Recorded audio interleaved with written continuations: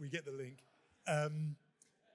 We've wrestled with so many difficult philosophical questions, really some of the most challenging questions. So I thought I'd lob you a really easy one. What's the long-term peace plan for Israel-Palestine? Oh. I think we really need to start thinking about it from a philosophical level, because the key problem, at least as far as I understand, with the conflict in my homeland, is the denial of reality. That the ability of the human mind, I said that humans have a deep yearning for the truth, but I also said earlier that the truth is often painful and complicated, and therefore humans often deny reality. And at the basis of the Israeli-Palestinian conflict, there is a denial of reality, that a lot of Israelis will simply deny that there is a Palestinian people. With a straight face, they will tell you, no, there is not a Palestinian people. And there is a denial that there are more than 7 million human beings between the Mediterranean and the Jordan River. Like Israelis, they are same human beings, same biology, same biological needs, same basic emotions, and they also have a right to exist, and not just to exist, but to exist in prosperity and in security and with dignity. And then you go and speak with many Palestinians and you will hear the mirror image, the same denial. They will, with a complete seriousness, they will tell you Jews have nothing to do with this land. That, 3,000 years of Jewish history, complete denial. That these are just some European colonizers that came one day. And they will tell you that also the deny that there are 7 million people, most of them were born here, they have nowhere else to go, and they also have a right to exist in security and in dignity and in prosperity.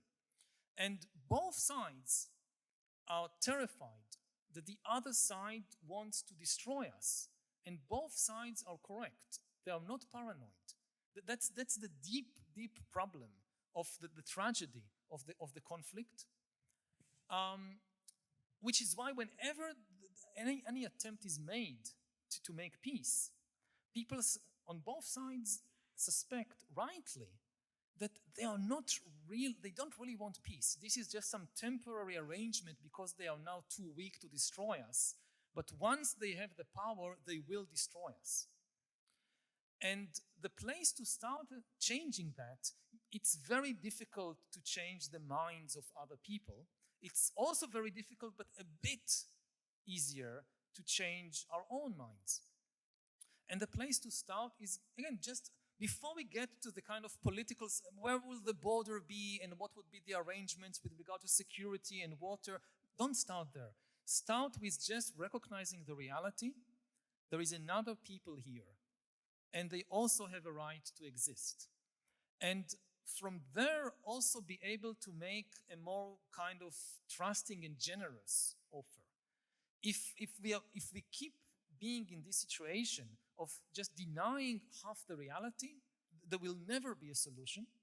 And this is, of course, true not just for the Israeli-Palestinian conflict, but for conflicts all over the world, that it really starts in the mind. Human conflicts are rarely about objective things like land. We think they're about land, they are not. They're about mental constructs. Like between the Jordan and the Mediterranean, there is enough land to build houses and hospitals and schools for everybody. But what happens is that, reality is very big and complex, and the mind is very narrow. And there are many things in reality that we find hard to contain in the mind.